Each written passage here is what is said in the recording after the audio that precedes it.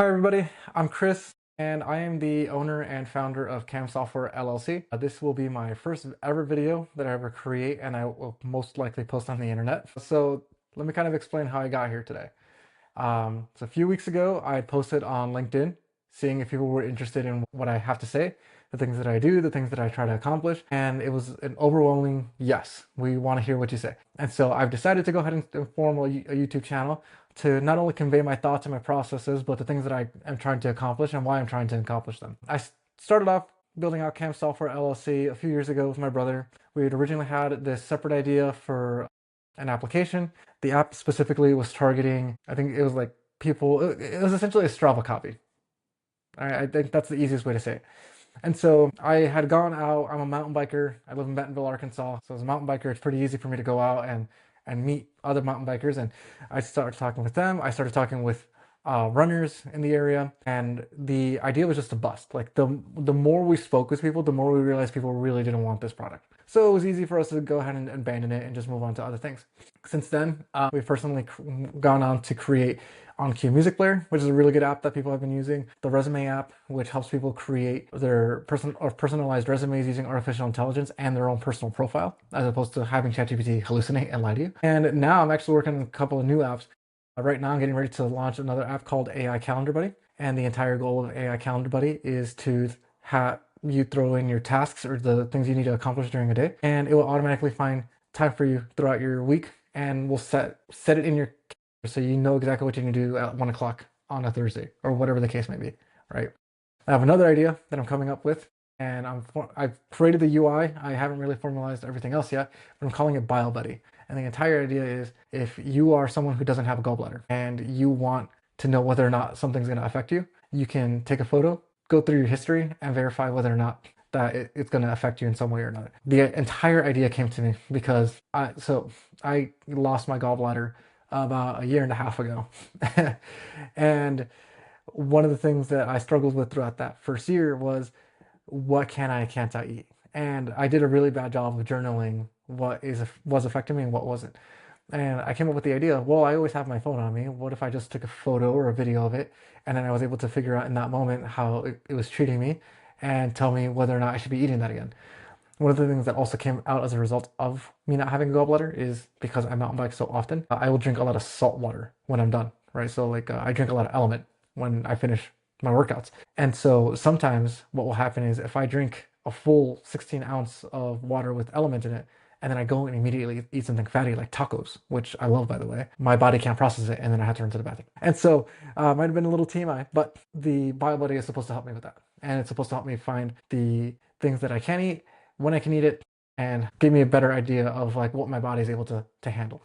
In case you were curious and you didn't know, people who don't have gallbladders cannot eat very fatty foods. Like we just can't process it. Like whole milk, I can't drink anything whole milk anymore. My body just rejects it. I know people who can't even eat pizza. So, anyways, that's a long story. That's a long way to say.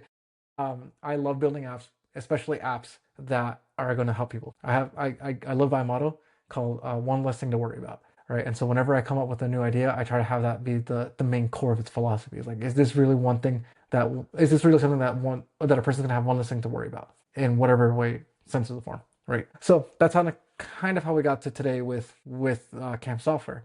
From there, quickly cascaded into becoming a full-on agency where I can help companies build out their mobile apps, build out web apps, fix up their backends, whatever the case may be. And I love development. I love being able to fix problems. I'm one of those weird developers that actually enjoys bug fixes. I know so many developers who hate it and they would much rather just be working on a new feature or a new product, whatever.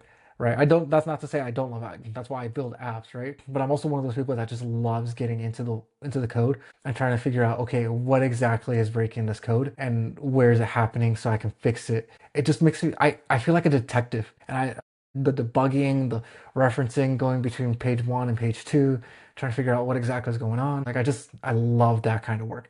And so it's very easy for me to go in and talk with people and say like, oh, I completely understand why you're upset that your app isn't working. Let me go through it and actually find it for you. And I'm patient enough to actually go through the code and try to figure it out myself. Now, with artificial intelligence and using these large language models like Claude and ChatGPT, it's become a game changer. I'm able to find things a lot faster and able to discern better as to whether or not that's the actual issue, and then create a quick fix. So artificial intelligence has definitely pushed me a lot further along in my debugging skills and in my future work. So if you haven't been using artificial intelligence, you really got to be using artificial intelligence right now. It is like the number one thing for dev work. I don't think anyone's going to survive this game 5 years from now if you aren't using it today. So I guess there's hint number one or tip number one, whatever you want to call it. And then that kind of led me to branch out and to do other stuff within CAM software.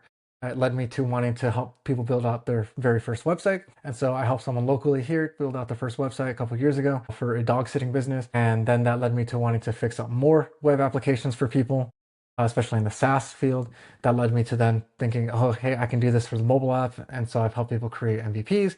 I've gone ahead and helped people debug their product and get them back into good shape for the app stores. And because of my experience with healthcare companies, I understand HIPAA so well that recently that's kind of just been my big push with people. Like a lot of people have been just asking general HIPAA compliance questions, and I just so happen to have the knowledge to do so, so I give it to them. And hopefully one day they'll come back and they'll hire me. But until that day, I'm not afraid of just handing out free information to people. I think it's very necessary, especially in this day and age when you really don't want to be messing around with stuff like that. And then that leads me to today. Today is probably one of the bigger days for me because I got to release a brand new service onto our platform, and I'm calling it Mobile Auditing Services. And so the entire idea behind it all is we have so many vibe coders nowadays. We have so many smaller teams. We have product owners and people who are just creating these amazing, really cool apps that I see all the time on Twitter, X, and Threads and LinkedIn. And I think, are you actually going through and testing it out yourself correctly? Because I have heard horror stories, and I've actually seen horror stories in real life when I go into some of these networking events here in Northwest Arkansas, and I'll see some of the security vulnerabilities within their code, or just general things that they didn't really consider because they're not developers. They don't understand the differences of system design and architecture, and they think that coding is just one of those things you can do. And while I think it's a phenomenal thing that people can do, and I love that people are getting from like outside of the technical sphere are getting into coding because of stuff like Claude Code and ChatGPT and Codex, there is a reason why professionals still exist, right? Just like I don't trust Claude and ChatGPT and Gemini with all my legal stuff, and I go to lawyers for them to double check this stuff. The exact same thing exists with developers today. Just because you can create it doesn't mean that you know how to maintain it long term. And as just kind of a side note, just because you're a developer who knows how to maintain and build 10 different products, so you don't need all these SaaS companies anymore, you still have to maintain them. Someone still has to be there to maintain that product, right? So artificial intelligence has really just kind of pushed us in this forward motion where we can get stuff done a lot faster than we were able to do so. And it's great. I love it. I don't want anyone to back down from it, but I do want you guys to be cautious with it. And so that's where mobile auditing comes into play. And eventually I will open up web auditing and other types of software auditing. For today, I've opened up mobile auditing. And the entire idea is this. Let's say you build out a mobile application, and the mobile application is something you vibe coded or just some sort of idea, some sort of MVP that you wanted to get out there, and you're kind of getting ready for it to scale. You found that it's a really good idea, but you don't know whether or not it's going to be like the best thing for your users. I will come in personally and I will check and end-to-end test the entire mobile application for you so that you can see things that you probably haven't considered yet. In the mobile world, or I guess in the software world, there's always a happy path and then there's always an unhappy path. The happy path is the path that you expect your users to take.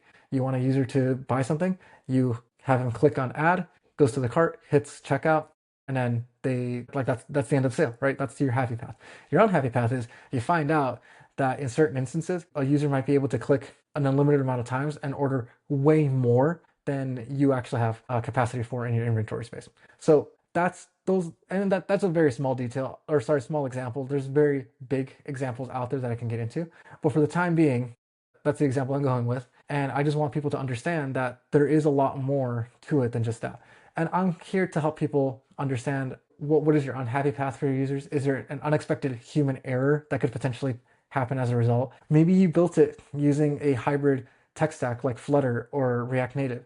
Did you know that even though it's one tech stack, the way that it processes on Android versus iOS is actually completely different? So that's where I come into play.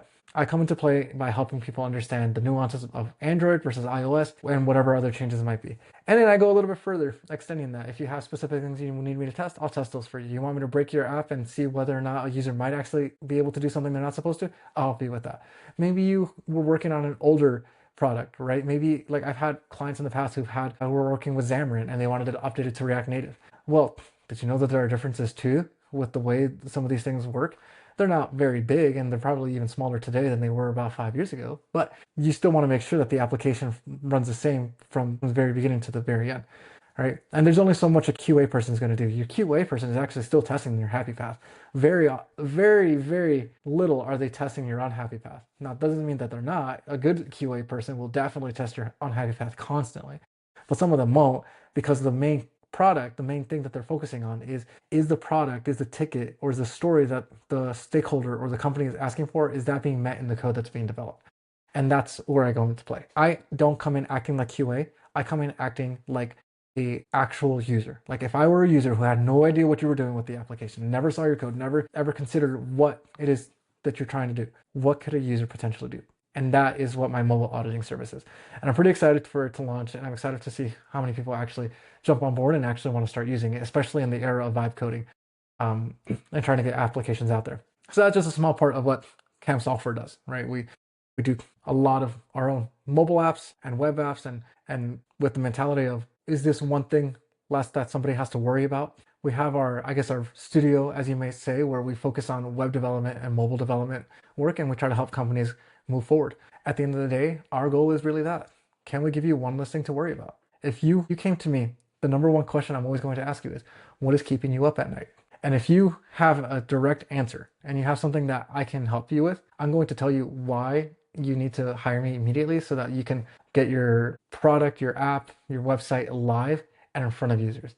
I believe every app, every website has the opportunity to scale. You need to be willing to take the leap and have the confidence that it's going to work out, and be willing to either find the right people to help you move forward, or find the right group or person to truly understand your product so that you can continue to make money off of it, right? So I guess at the end of the day, that is CAM Software. I hope to be bringing more of these videos to you guys. Hopefully they're filled with a ton of good knowledge, both from a technical perspective and a business perspective. I will be honest, I will probably be hitting a little bit of both whenever I can. I have personally found that I'm really good at both understanding the technical side and helping people understand it in a way that isn't as technical, but I'm also pretty good on the business side and helping you understand where something might make sense. And in fact, a few weeks ago, I was talking with a client and he wanted me to build out this feature. And I sat there and I asked him, how much money do you plan on bringing in day one with this feature? And he said, we probably won't bring in any money. So I said, why would we focus on this feature today when we could focus on all these other bugs that are going to make you money if we fix them? And he said, oh yeah, that's actually a really good point. And so we want you to succeed in your apps and in your business. We don't want you to just burn money just for the sake of burning money. I don't want you to come to me and then think that we're just going to string you along for as long as we can. No, I want you to be with me for as long as you comfortably are. I want you to go out there. I want you to create an amazing website, an amazing app, get it out to users, have users using it, give you feedback, and I want you to scale. I want you to grow so much that hopefully one day you don't ever need me anymore. So if that sounds like something you might want, if that sounds like something you need in your personal business, please contact me. Remember, we help people create a website for the very first time, solely rely on social media. We help people maintain their websites if you've already got something and you need something fixed. If you created something with and you vibe coded it and you need a little bit more guidance, we're here to help with that as well. We do all mobile work, we do all web work. We're not shy about anything, and we're super knowledgeable in everything that you might need to know. So please contact us. I will drop a link in the description below, and that way you guys can find out more information about us, and hopefully we can get something started for you so you can continue moving forward with your personal goals.